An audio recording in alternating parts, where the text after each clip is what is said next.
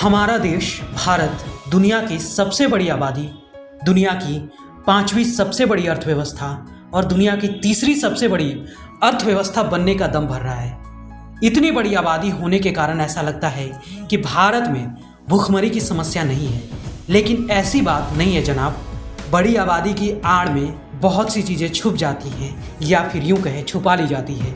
इसका मतलब साफ तौर पर ये नहीं है कि हमारे देश में भूखमरी नहीं है, बिल्कुल है, और इसकी गवाही दे रही है ग्लोबल हंगर इंडेक्स 2023 की लिस्ट, जहां पर भारत की स्थिति इतनी बुरी है कि दुनिया के 125 देशों में भारत को 111वां स्थान मिला। बड़ी बात यह है कि हमसे बेहतर स्थिति में हमारे पड़ोसी देश नेपाल, श्रीलंका, बांग्लादेश, यहाँ तक कि पाकिस्तान भी है। हंगर इंडेक्स की लिस्ट में पाकिस्तान की रैंकिंग 102, बांग्लादेश की 81, नेपाल की 69 और श्रीलंका की 60 है।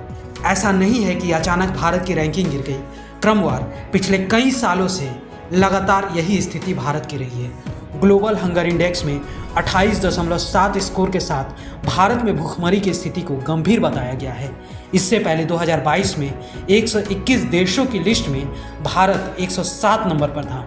2021 में भारत को 101वां स्थान मिला था। वहीं 2011 में भारत 67वें स्थान पर था। और सबसे बेहतर स्थिति की बात करें तो भारत 2014 में 55वें स्थान पर था। वहीं 2023 में गिरकर 111वें स्थान पर चला गया है। ये रिपोर्ट आने के बाद से सरकार को जवाब देते नहीं बन रहा। हालांकि सरकार ने इस रिपोर्ट को खारिज करते हुए इसे भ्रामक बताया है। महिला एवं बाल विकास मंत्रालय ने कहा है कि ग्लोबल हंगर इंडेक्स भारत की वास्तविक स्थिति को नहीं दर्शाता है। भारत ने आरोप लगाया कि यह देश के छवि को खराब करने का प्रयास है।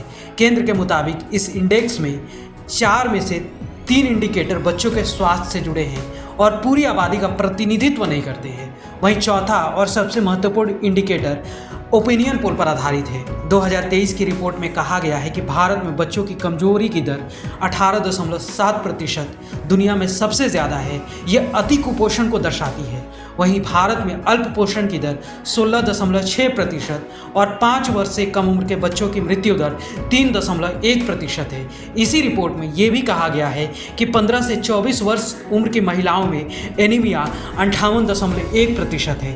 अब सवाल उठता है कि इसकी जांच कैसे होती है, तो इसका जवाब है कि ग्लोबल हंगर इंडेक्स में कुपोषण, बाल स्टंटिंग, चाइल्ड वेस्टिंग और बाल मृत्यु दर जैसे कारकों को ध्यान में रखा जाता है। ये बात इस अध्ययन से जुड़े 2 गैर सरकारी संगठन कंसर्न वर्ल्ड वाइड और हेल्थ हंगर लाइफ ने कही है। ब्यूरो रिपोर्ट, सूत्रकार समाचार। हमारा यह वीडियो अच्छा लगा तो इसे लाइक करें, शेयर करें और हाँ, सब्सक्राइब करना ना भूलें।